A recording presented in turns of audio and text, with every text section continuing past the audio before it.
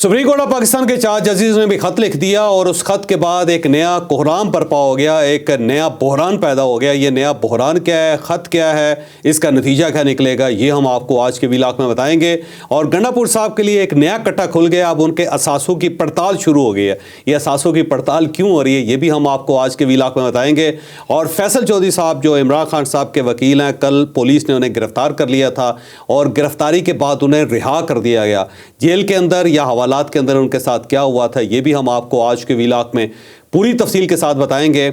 और आज पाकिस्तान तहरीक इंसाफ का जलसा है, ये जलसा कामयाब होगा या फिर नाकाम होगा, कहाँ नहीं होगा, क्यों नहीं होगा, ये सारी चीज़ें हम आपको आज के व्लॉग में बताएंगे। लेकिन व्लॉग की तरफ जाने से पहले मेरी आपसे रिक्वेस्ट है कि चैनल को सब्सक्राइब ज़रूर कीजिएगा और ये जो बेल आइकन है उसको ज़रूर प्रेस करें ताकि नोटिफिकेशन आपको मिलता रहे। और ये याद रखें कि हर अच्छी बात सदका जारिया होती है। अगर आपको ये व्लॉग अच्छा लगे तो इसे किसी न किसी के साथ ज़रूर शेयर कीजिएगा। और हमने अपना कॉलम 0 पॉइंट ऑडियो फॉर्म में भी लॉन्च कर दिया है, आप इस लिंक पे क्लिक करके हमारे कॉलम अब सुन भी सकते हैं। अस्सलाम वालेकुम नाज़रीन, मैं हूं फर्रुख अब्बास न्यूट्रल बाय जावेद चौधरी में। नाज़रीन, सबसे पहली स्टोरी हमारी है जी कि जो आइनी बहरान था वो आइनी तूफान की शक्ल अख्तियार करता जा रहा है। इस वक्त जजेस खत पे खत लिख रहे हैं और अब सुप्रीम कोर्ट के जजेस ने इस वक्त खत लिखा है चीफ जस्टिस ऑफ पाकिस्तान को। और ये खत का बेसिक मकसद ये है कि 26वीं आइनी तरमीम के केस का भी फैसला होना है। जब तक वो फैसला नहीं हो जाता तब तक उसके ज़ेली जितने भी ऑर्डर्स आने हैं उन्हें रोकने की कोशिश की जा रही है। जजेस की क्लियर कट डिवाइड मौजूद है और हमारी अदलिया ऐसा लग रहा है कि जैसे बुरी तरीके से फंस चुकी है और हम आगे नहीं बढ़ पा रहे। इस बहरान का बनेगा क्या और पाकिस्तान को इसका कितना नुकसान होने जा रहा है, डिटेल से स्टोरी जानिए। कल सुप्रीम कोर्ट ऑफ पाकिस्तान के 4 जजेस ने भी खत लिख दिया अपने चीफ को, यानी चीफ जस्टिस ऑफ पाकिस्तान को। और इनमें जस्टिस मसूर अली शाह साहब शामिल हैं, जस्टिस मुनीब अख्तर साहब शामिल हैं, जस्टिस आयशा मलिक साहिबा शामिल हैं और जस्टिस अतर मिनल्लाह साहब शामिल हैं। 4 जजेस ने खत लिखा और इस खत की बेस ये है कि इस्लामाबाद हाई कोर्ट के अंदर कुछ तकर्रियाँ हुई हैं। 3 जजेस 3 मुख्तलिफ हाई कोर्ट से यहाँ आए हैं।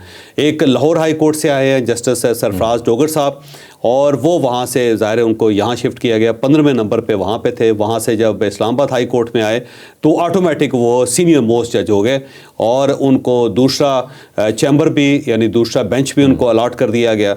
और इसके साथ साथ जो इंसदाद दहशतगर्दी की अदालत है उसका इंतज़ामी जज भी उनको बना दिया गया।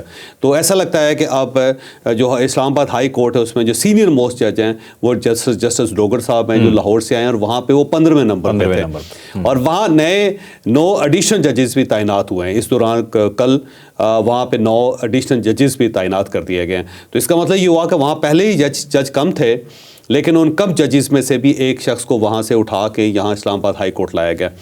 दूसरे जो जज हैं वो ज़ाहिर सिंध हाई कोर्ट से आए हैं, यहाँ पे जस्टिस खादम हुसैन सोमरो साहब, और वो भी तैनात हो गए यहाँ इस्लामाबाद हाई कोर्ट में। फिर एक जज साहब जो हैं उनको कोयटा की हाई कोर्ट से यानी कि बलूचिस्तान हाई कोर्ट से यहाँ शिफ्ट किया गया। उनका नाम है जस्टिस मोहम्मद आसिफ और उन्होंने भी चार्ज संभाल लिया और वो इस्लामाबाद के अंदर अब ठीक ठाक इस्लामाबाद हाई कोर्ट के अंदर काम कर रहे हैं और उन्होंने बाकायदा केसेस सुनने शुरू कर दिए। जब ये जजेस आ रहे थे तो उससे पहले यहाँ पे 5 जो जजेस हैं इस्लामाबाद हाई कोर्ट के, उन्होंने ख़त लिख दिया था चीफ जस्टिस ऑफ पाकिस्तान को और अपने जो चीफ जस्टिस हैं उनको भी। और उसमें उन्होंने ये प्ली ली थी कि जनाब अगर आपको जजेस चाहिए तो आप दूसरी अदालतों से यहाँ ना बुलवाएं, यहाँ पे पहले ही सफिशेंट है। ठीक है। और अगर फ़र्ज़ करें कि आप दूसरी अदालत से बुला रहे हैं तो फिर उनमें से किसी को चीफ जस्टिस नहीं बनना चाहिए। चीफ जस्टिस जो यहाँ के जो 3 सीनियर जजेस हैं उनमें से किसी एक का तकर्रुर होना चाहिए, उसको आप अपॉइंट करें, आप बाहर से ला के उसको चीफ जस्टिस ना बनाएं। तो ये ख़त उन्होंने लिखा था चीफ जस्टिस पाकिस्तान को भी और साथ साथ इस्लामाबाद हाई कोर्ट के चीफ जस्टिस को भी। तो जब ये ख़त लिखा गया तो उसके एक दिन के बाद लाहौर से और कोयटा से और फिर सिंध हाई कोर्ट से यहाँ पे 3 जजेस आ गए। लिहाजा उस ख़त का कोई ख़ास फ़ायदा नहीं हुआ। और क्योंकि चीफ जस्टिस पाकिस्तान को ख़त लिखा गया तो चीफ जस्टिस पाकिस्तान ने फिर एक कॉन्फ्रेंस थी कि एक हल्फ बर्दारी की तकरीब थी जर्नलिस्टों की, उसके अंदर खड़े होकर उन्होंने कहा जी ये तो मैंने खुद इसकी इजाज़त दी है और ये सबसे ज़बरदस्त किस्म का फ़ैसला है, खुशाइंद है। इस्लामाबाद की जो हाई कोर्ट है उसके अंदर नुमाइंदगी होनी चाहिए तमाम सूबों की, तो और भी जजेस बल्कि यहाँ पे आएंगे तो ये तो बड़ा ज़बरदस्त हमारा काम हुआ है, बड़ा ज़बरदस्त किस्म का ये कारनामा है और मैं उसको फुली सपोर्ट करता हूँ। तो एक चीफ जस्टिस साहब ने अपना व्यू उसके ऊपर दे दिया और साथ उन्होंने ये कहा कि जो नए चीफ जस्टिस हैं इस्लामाबाद हाई कोर्ट में उनका जब तकर्रुर का वक्त आएगा तो वो फैसला क्योंकि हमने करना है यानी जुडिशल कमीशन ने करना है, तो जब वो आएगा तो उस वक्त हम ये फैसला करेंगे, सरदस्त हम उसके ऊपर कोई राय नहीं दे सकते। پھر جب ان 3 ججز کی اپائنٹمنٹ ہوگی وہ یہاں پہ آ گئے تو فوری طور پہ اسلام آباد ہائی کورٹ کے جو چیف جسٹس ہے انہوں نے یہاں پہ جو سینیارٹی ہے اس کا فیصلہ کر لیا. تو اس سے پہلے جسٹس محسن اختر کیانی صاحب سینئر تھے تو ان کو تیسرے نمبر پہ لے جایا گیا, اور جو جسٹس ڈوگر صاحب آئے ان کو دوسرے نمبر پہ لایا گیا. انہیں سینئر موسٹ جج جو ہے نا ڈکلیئر کر دیا گیا, اور ساتھ جہاں جتنے انتظامات ہیں یہاں پہ اسلام آباد ہائی کورٹ کے اندر اس کو بھی بدل دیا گیا. اس پہ دوبارہ ججز نے خط لکھا, اور انہوں نے ججوں نے خط لکھا اپنے چیف جسٹس کو, یعنی جسٹس عمر فاروق صاحب کو, کہ جناب یہ جو سینیارٹی ہے یہ درست نہیں ہے, آپ نے زیادتی کی اور ایسا نہیں ہونا چاہیے. اور پھر اس خط کو CC کیا انہوں نے چیف جسٹس آف پاکستان کو اور پریزیڈنٹ آف پاکستان کو بھی. ٹھیک ہے. تو اس خط کے یہ تو اسلام آباد ہائی کورٹ کے اندر تنازع تھا جو چلتا رہا, اور وہاں پہ وکلاء نے ہڑتال بھی کی, لیکن وہ ہڑتال پہلے دن بھی ناکام ہو گئی. اس میں بھی تمام وکلاء شامل نہیں تھے, بہت سارے وکیل ایسے تھے جو عدالتوں میں پیش ہوئے, اور ان عدالتوں میں پیش ہوئے جو ان کو کنٹروورسی سمجھا جا رہا تھا, انہیں ججز کے سامنے پیش ہوئے جن کے خلاف خط لکھے جا رہے تھے. وکلاء کی باڈی ڈیوائیڈڈ تھے. تو وہ ہڑتال فیل ہوگی, پہلے دن ہی فیل ہوگی, اور اگلے دن تو بالکل کوئی ہڑتال ہوئی نہیں, اور لوگوں نے ان ججز کو قبول کر لیا کیونکہ ان کو بینچز الاٹ کر دیے گئے تھے, اور وہاں پہ سارے کیسز چل رہے تھے. تو وکلاء نے فیسیں لی ہوئی تھی, جب وکلاء نے فیسز لی ہوئی تھی تو ان کو وہاں پہ پیش ہونا, تو وہ پیش ہو گئے. اب اس دوران کیونکہ 10 تاریخ کو منڈے کو کل یعنی کہ یہ ایک جوڈیشل کمیشن ہے, اور اس جوڈیشل کمیشن میں جو سپریم کورٹ آف پاکستان ہے اس کے لیے ججز کا فیصلہ ہونا ہے, اور اس فیصلے کے اندر جو ظاہر ہے جسٹس عمر فاروق صاحب بھی ہیں, ان کا کیس بھی ہے کہ انہیں ایلیویٹ کر دیا جائے اسلام آباد ہائی کورٹ سے, انہیں سپریم کورٹ آف پاکستان لایا جائے. اور غالب امکان یہ ہے کہ انہیں کل ایلیویٹ کر دیا جائے گا, یعنی انہیں جو سپریم کورٹ آف پاکستان کے اندر لایا جائے گا. تو اس دوران جو ہے وہ ظاہر ہے پھر اس سائڈ سے بہت سارے ججز ہیں جن کو اس سارے ایشو پہ تھوڑا کنفلکٹ ہے, تھوڑا سا ایشو ہے, کوئی ریزرویشنز ہیں, تو انہوں نے خط لکھ دیا. اب اس میں جسٹس منصور علی شاہ صاحب ہیں, جسٹس منیب اختر صاحب ہیں, جسٹس عائشہ ملک صاحب ہیں, اور ساتھ ساتھ جسٹس اطہر من اللہ ہے. تو یہ کیونکہ دوسرا گروپ ہے اور یہ سمجھتا ہے کہ ایسا نہیں ہونا چاہیے, اور جو پرانا سسٹم تھا جس کے تحت جسٹس منصور علی شاہ صاحب کو چیف جسٹس بننا چاہیے وہی قائم رہنا چاہیے, اور 26ویں ترمیم جو ہے اس کو فارغ کر دینا چاہیے, اسے ریجیکٹ کر کے دوبارہ واپس پارلیمنٹ کے پاس بھیج دینا چاہیے. تو یہ دوسرا جو گروپ ہے وہی چاہتا ہے. اب یہاں پہ بڑی دلچسپ قسم کی صورتحال ہے. اس خط کے اندر یہ کہا گیا ہے کہ جناب یہ جو 10 فروری کا جو جوڈیشل کمیشن ہے اسے کال آف کر دیا جائے اور اسے نہ بلایا جائے, اور ساتھ یہ جو اسلام آباد ہائی کورٹ کا جو ایشو ہے اس کو بھی فوری طور پہ فریز کیا جائے, کیونکہ وہاں پہ جو سینیارٹی کا ایشو ہے اسے ریورس کیا جائے, بجائے اس کے جسٹس ڈوگر صاحب کو سینئر موسٹ جیسا میں لیا جائے, کیونکہ اس سے سینیارٹی کا رول جو اسلام آباد ہائی کورٹ کے اندر وہ وائلیٹ ہو رہا ہے. ٹھیک ہے. اور ساتھ ساتھ سپریم کورٹ آف پاکستان میں اگر آپ نے نئے ججز تعینات کرنے ہیں یا ایلیویٹ کرنے ہیں تو ان کی ایلیویشن بھی نہیں ہونی چاہیے, اور جب تک 26ویں ترمیم کا فیصلہ نہیں ہوتا, اس کے اوپر فل کورٹ نہیں ہوتا, تو اس سے پہلے سپریم کورٹ آف پاکستان کو چاہیے کہ وہ جوڈیشل کمیشن کا اجلاس نہ بلائے اور کوئی فیصلہ نہ کرے, نہ سپریم کورٹ آف پاکستان کے لیے فیصلہ کرے, نہ ہی ہائی کورٹس کے لیے فیصلہ کرے, ان سب کو سیز کر دیا جائے. تو ان ججز کی طرف سے یہ مطالبہ کیا جا رہا ہے. اب جو 26ویں ترمیم ہے وہ ظاہر سردست و قانون کا حصہ ہے, آئین کا حصہ ہے, اور اس کے مطابق ہر چیز بدل گئی ہوئی ہے. Even chief justice of Pakistan جو ان کی تقرری جو ہے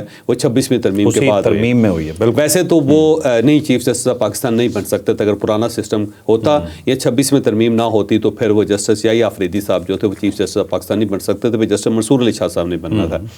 لیکن جب وہ قانون بن گیا, آئین کا حصہ بن گیا یہ 26ویں ترمیم جو ہے, تو پھر اس کے بعد ظاہر ہے ہر چیز بدل گئی. پھر آئینی بینچ بھی بنا, اس کے اندر ججز بھی 7 اپوائنٹ ہو گئے, وہاں پہ فیصلے بھی ہونے شروع ہو گئے, وہاں پہ کیسز بھی چلنے شروع ہو گئے. چیف جسٹس آف پاکستان ان کا تقرر بھی ہو گیا, انہوں نے اپنا چارج بھی سنبھال لیا, انہوں نے سپریم کورٹ آف پاکستان کو چلانا بھی شروع کر دیا. جسٹس منصور علی شاہ صاحب جو تھے وہ اس کے پاس ظاہر ہے سینئر موسٹ جج تو ہیں, لیکن وہ چیف جسٹس نہیں بن سکے.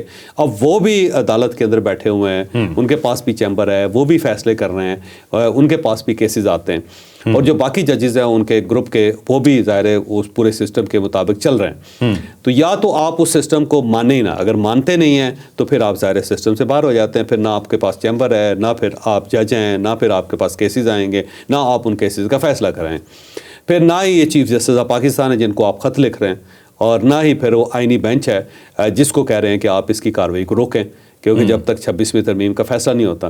اور دوسرا یہ کہ اگر آپ چیف جسٹس آف پاکستان کو مان نہیں رہے تو پھر آپ ان سے کیوں درخواست کر رہے ہیں کہ آپ ایک فل کورٹ بلائیں, تو ایک عجیب سی کنفیوژن ہے. تو بہرحال یہ ایک کنفلکٹ ہے سپریم کورٹ آف پاکستان کے اندر اور ساتھ اسلام آباد ہائی کورٹ کے اندر. لیکن ایشو یہ ہے کہ کیا اب اس خط کو سیریس لیا جائے گا؟ میرا نہیں خیال کہ اس خط کو کوئی سیریس لیا جائے گا.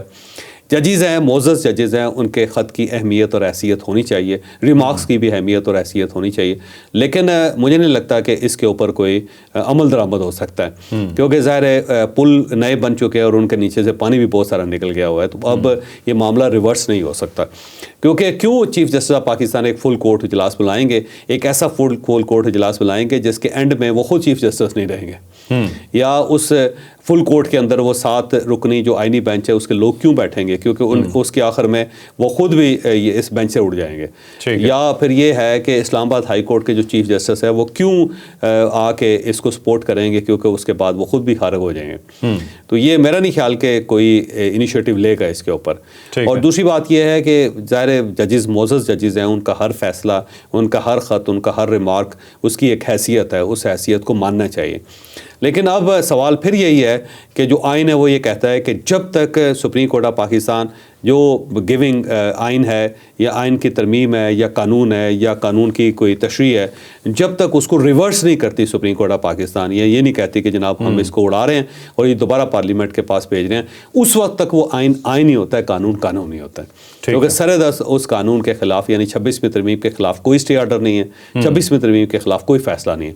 तो जब फैसला नहीं है तो फिर जजेस के ख़त की बुनियाद पे कैसे इस सारे प्रोसेस को रोका जा सकता है और कैसे इन सारी चीज़ों को रिवर्स किया जा सकता है। तो मेरा नहीं ख्याल कि इस ख़त का ख़ास फ़ायदा होगा। कल वाकई जुडिशल कमीशन का इजलास होगा और मुझे इम्कान है, मैं दोबारा ये कहता हूँ, इतने दावे के साथ कोई चीज़ नहीं कहनी चाहिए, मेरा ये भी तजर्बा है कि चीज़ों को बदलते हुए देर नहीं लगती, लेकिन मेरा ख्याल है कि ये इजलास हो जाएगा और उसमें जस्टिस आमर फारूक साहब जो एलिवेट भी हो जाएंगे और जस्टिस डोगर साहब जो हैं वो chief justice of Islamabad high court भी बन जाएंगे। ठीक है। और चौधरी साहब, ये बोटी आराम शोरबा हलाल वाली बात है कि आधी तरमीम तो आप मान नहीं रहे कि अभी ये अंडर कंसंट्रेशन है, केस चल रहा है, लेकिन चीफ जस्टिस साहब मान रहे हैं जो उसके तहत बना हुआ और ख़त आप उसे लिखी जा रहे हैं। ठीक, सही बात है, जो जहाँ फ़ायदा है वो सब एक्सेप्ट कर रहे हैं। ठीक। चले अगली स्टोरी जी, नेक्स्ट स्टोरी हमारी जी बहुत इंपॉर्टेंट है। गंडापुर साहब के हवाले से नए कट्टे खुल गए हैं जी।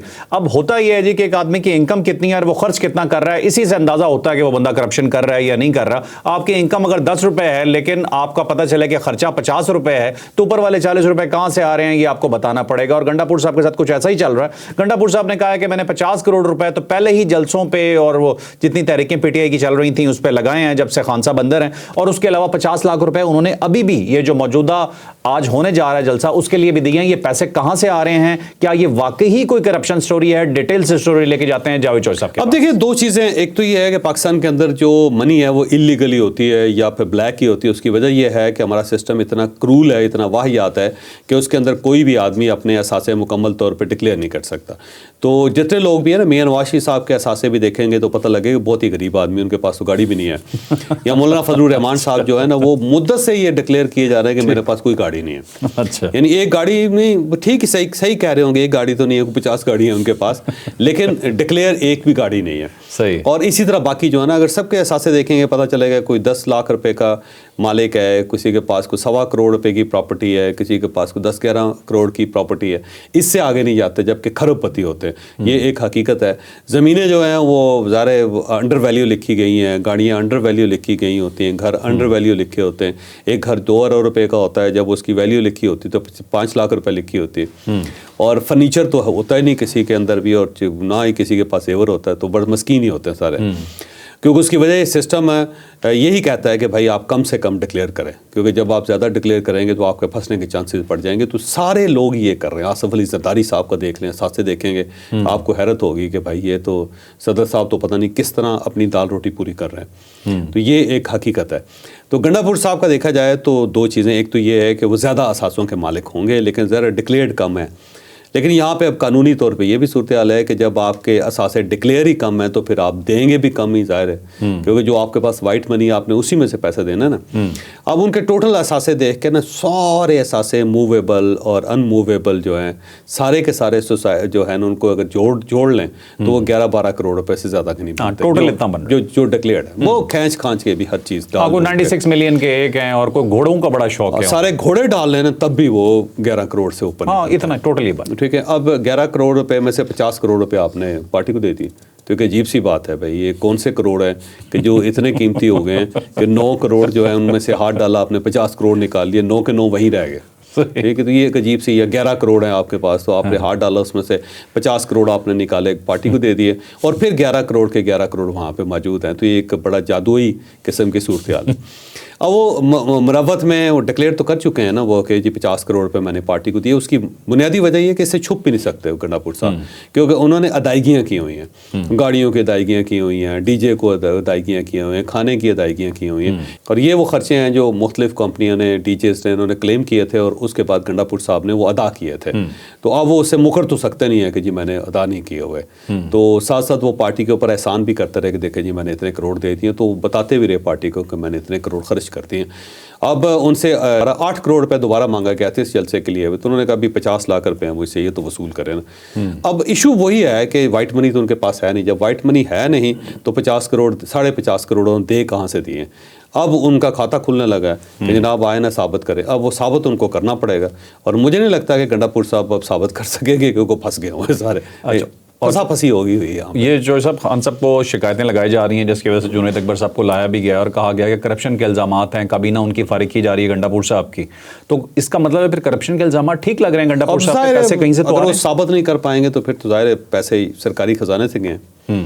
اب سرکاری خزانے سے اگر پیسے نکلتے ہوئے نظر آئے تو پھنس جائیں گے وہ, اور اگر سرکاری خزانے سے نہیں گئے تو پھر اس کا مطلب ہے کسی نہ کسی مہربان نے ادا کیے ہوئے ہیں. اب وہ جو مہربان ہے وہ پھنس جائیں گے. تو مجھے لگتا ہے یہ کام لمبا ہونے والا ہے. ٹھیک ہے ٹھیک ہے ٹھیک ہے. چلیں جی اب اگلی سٹوری کی طرف جاتے ہیں. بہت امپورٹنٹ سٹوری ہے جی ہماری. پی ٹی آئی کے غبارے سے جی ہوا نکل گئی ہے. وہ جو ایک زمانے میں ہم سنا کرتے تھے, جو کچھ ہی مہینے پہلے کا وہ زمانہ ہے کہ جی اب چل پڑے ہیں پشاور سے اور کانوائے نکل پڑے ہیں اور اسلام آباد پہ اٹیک ہو گیا اور یہاں کنٹینرز لگ گئے ہیں اور آنسو گیس کی شیلنگ ہو رہی ہے دونوں سائیڈوں سے. یار ایسے لگ رہا ہے کہ اسٹیٹ کے مختلف حصے آپس میں ٹکرا رہے ہیں اور ایک طوفان بدتمیزی برپا ہوتا تھا. آئے دن سنا کرتے تھے کہ پولیس والے شہید ہو گئے, رینجرز والوں کا واقعہ درمیان میں ہو گیا اور بہت تباہی ہوئی پاکستان میں. لیکن اب وہ سب کچھ تھما ہوا نظر آ رہا ہے. لگ نہیں رہا کہ پی ٹی آئی کوئی بھی اب مزید ایسا ڈنٹ ڈالنے کے قابل رہ گئی ہے. یہ بات ہم کیوں کہہ رہے ہیں, یہ ڈیٹیل سے سٹوری آپ کو بتا دیں. اب دیکھیں جو 26 نومبر ہے نا, اس سے پاکستان تحریک انصاف کی جو تاریخ ہے اس میں بڑا اہم کردار ادا کیا ہے. اس سے پہلے ہوتا یہ تھا کہ جب بھی یلغار کی جاتی تھی خیبر پختونخوا سے تو اسٹیٹ سبمسیو ہوتی تھی, اسٹیٹ پیچھے ہٹ جاتی تھی کہ اپنے لوگ ہیں ان کو کیسے مارا جا سکتا ہے, کیسے روکا جا سکتا ہے, کیسے گولی چلائی جا سکتی ہے, کیسے پھنٹا لگایا جا سکتا ہے. تو وہ ہمیشہ اسٹیٹ پیچھے ہٹتی تھی. یہ اس کے اوپر چڑھتے جاتے تھے, کبھی پولیس والے کو قتل کر دیا, کبھی عام آدمی کی پراپرٹی جلا دی, کبھی عام آدمی کی گاڑیاں جلا دی, تو تباہی پھیر دیتی تھی پاکستان تحریک انصاف. ان کا خیال یہ ہوتا تھا کہ ہمارے راستے میں کوئی رکاوٹ ہی نہیں ہے. لیکن وہ یہ اتنی بار ہوا کہ اسٹیٹ جو تھی نکو نک ہو گئی اور انہوں نے کہا کہ اب تو پکڑیں گے. اور 26 نومبر کو جب انہوں نے انتہائی کر دی, یہاں پہ ریڈ زون تک پہنچ کے ڈی چوک پہنچ گئے, تو پھر اس کے بعد یہاں پہ پھینٹا لگا. اب جب پھینٹا لگا تو خود پاکستان تحریک انصاف نے کہا جی کہ گولی چل گئی, گولی چل گئی, گولی چل گئی. پھر انہوں نے کہا جی 278 لاشیں پڑی ہیں. پھر انہوں نے کہا جی 500 لاشیں پڑی ہیں. پھر انہوں نے کہا جی 100 لاشیں پڑی ہیں. پھر انہوں نے کہا جی 14 لاشیں پڑی ہیں. ٹھیک ہے, اب وہ 14 لاشیں جو انہوں نے کہہ تو بیٹھے, لیکن وہ یہ بھول گئے کہ کل کو جب دوبارہ انہیں اس ٹائپ کا کوئی کرنا پڑے گا احتجاج, تو لوگ کہاں سے آئیں گے, لوگ تو ڈر جائیں گے اس سے کہ وہاں پہ گولی چلی ساری جس میں لوگ مارے جاتے ہیں. اور پھر لاشیں بھی انہوں نے نہیں اٹھائی, زخمیوں کو بھی انہوں نے کوئی خاص بندوبست نہیں کیا. کوئی 1 کروڑ روپیہ اناؤنس کیا تھا گنڈا پور صاحب نے, وہ کسی کو ملا ہی نہیں. تو یہ ساری صورتحال کے اندر یہ ہے کہ ان کے جو ورکر ہے وہ سہم گئے. پھر پنجاب جو ہے, میں بار بار یہ کہتا ہوں کہ میں خود پنجابی ہوں, ہم کوئی تحریک نہیں چلاتے ہوتے. مجھے پتہ ہے دوبارہ پنجابی مجھے گالیاں دیں گے سارے میرے بھائی, لیکن حقیقت تو یہی ہے. اگر اتنے غیرت مند ہے تو آج نکلیں باہر, آئے نا باہر. لیڈر آپ کا اندر ہے, اس لیڈر کو بچانے کے لیے مجھے لگتا ہے پورے پنجاب کو باہر آنا چاہیے.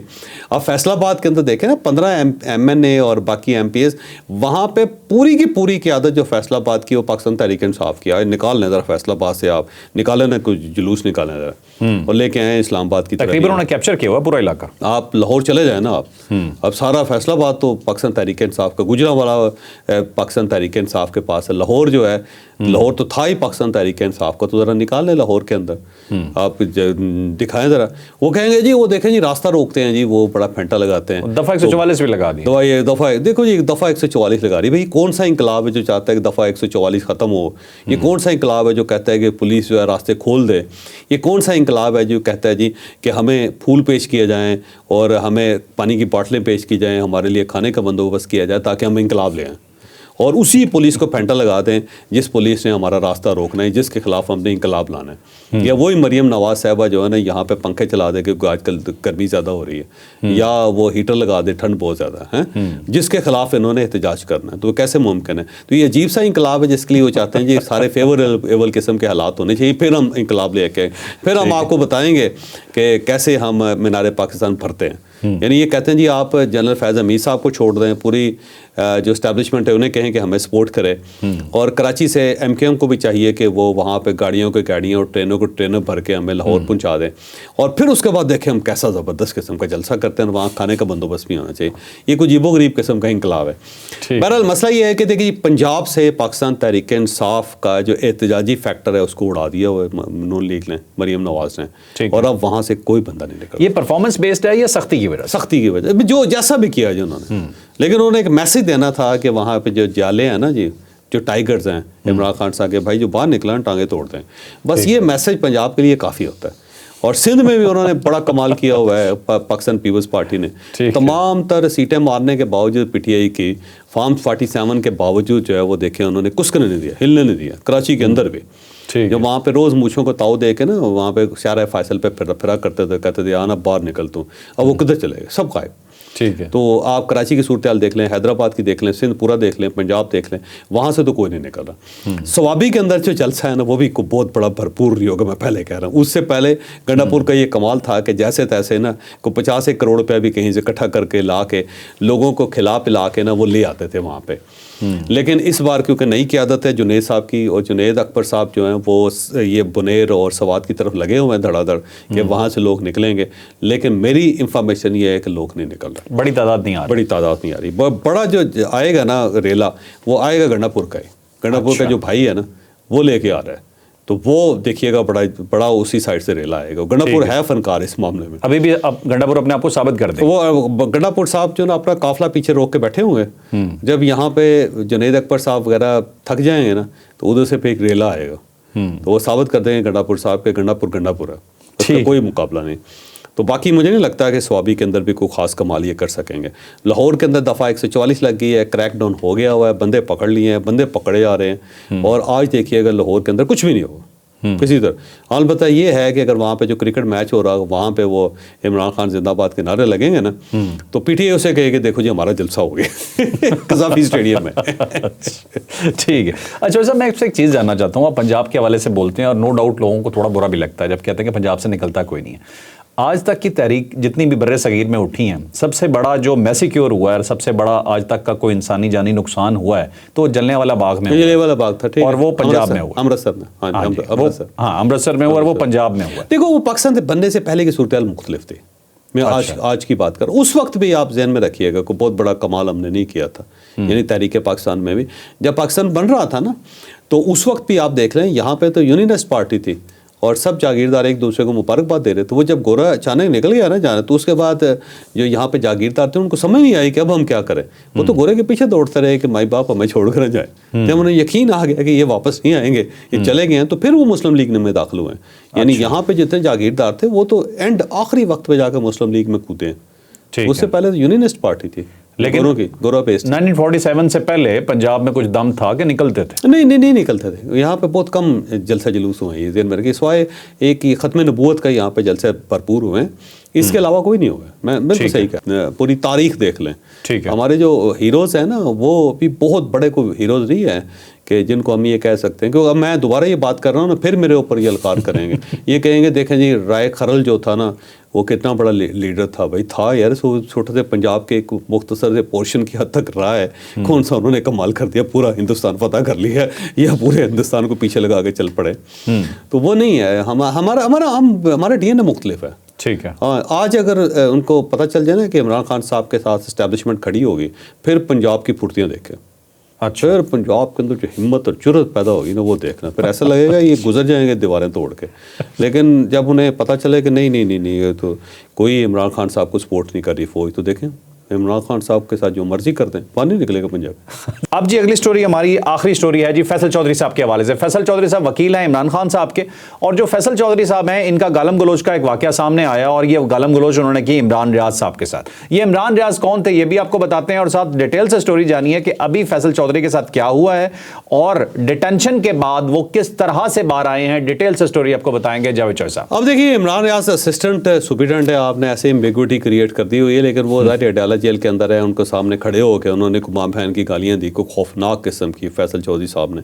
मैंने उनसे खुद भी कहा कि इस लेवल पे नहीं जाना चाहिए, और वैसे उस बंदे का ये एक चीज़ है, उसको सल्यूट करना पड़ेगा इस चीज़ को कि उसने अपनी गलती मानी। उसने कहा यार मैंने को बहुत बड़ा कारनामा सर अंजाम नहीं दिया, ऐसा नहीं करना चाहिए था, लेकिन ये कि मुझे गुस्सा आ गया और मैंने ये कर दिया, नहीं करना चाहिए। तो वो आज भी कह रहे थे, कल भी वो यही कह रहे थे कि नहीं ऐसा नहीं होना चाहिए था, परसों भी वो यही कह रहे थे उस वाक़े के बाद ही। तो ये उस बंदे को क्रेडिट देना पड़ेगा कि अगर उसने गलती की है तो उसको वो तस्लीम भी कर रहे हैं। बहरहाल उसके बाद वो कल गए वो अडयाला जेल, तो उन्हें 5 नंबर गेट पे रोक लिया गया और उन्हें कहा आ जाए साइड पे आ जाएं, और उनको वो पकड़ के अडयाला जेल की चौकी में ले गए और वहाँ पे उनको बिठा दिया। वहाँ पे बकौल उनके के से कुछ पुलिस वाले भी थे और कुछ बगैर पुलिस वाले भी थे। हम कह सकते हैं सिर्फ पुलिस वाले नहीं, सिर्फ पुलिस वाले नहीं थे। तो वहाँ पे उनको बिठाई रखा। तो अब बकौल उनके कि उन्होंने कोई उनके साथ हाथापाई नहीं की, कोई बदतमीज़ी नहीं की उनके साथ, लेकिन उन्हें बताया कि आप ये क्या करते रहे हैं, और आपको उन्होंने वैसे अपनी शर्मिंदगी का इज़हार वहाँ पे भी किया। लेकिन इमरान खान साहब का नाम उन्होंने बड़े जुर्रत के साथ लिया वहाँ पे भी कि इमरान खान के साथ बड़ी ज़्यादती है। तो एक वो तकरीर जो थी हवालात में भी करके आ गए वहाँ पे, चौकी के अंदर भी। उसके बाद फिर उन्हें जल्दी छोड़ दिया गया, बाहर खड़े होकर फिर उन्होंने दोबारा एक तकरीर की जिसमें उन्होंने बताया कि खान कितना इंपॉर्टेंट है, खान के साथ क्या हो रहा है। तो तकरीर करने के बाद उन्होंने, अब मुझे बज़ाहिर ऐसा लगता है कि वो मामला सिमट गया, लेकिन ये सिमटेगा नहीं, क्योंकि फैसल चौधरी साहब जो है अब उनको मेरा नहीं ख्याल कि अडयाला जेल के अंदर घुसने देगी एस्टैब्लिशमेंट या जेल का अमला, इन्हें टारगेट कर लेंगे। ठीक नाजरीन, आपने आज का व्लॉग देखा, यकीनन इन्फॉर्मेटिव रहा होगा। लाइक शेयर सब्सक्राइब करना बिल्कुल नहीं भूलना। इजाज़त दीजिए, अल्लाह हाफ़िज़, पाकिस्तान जिंदाबाद।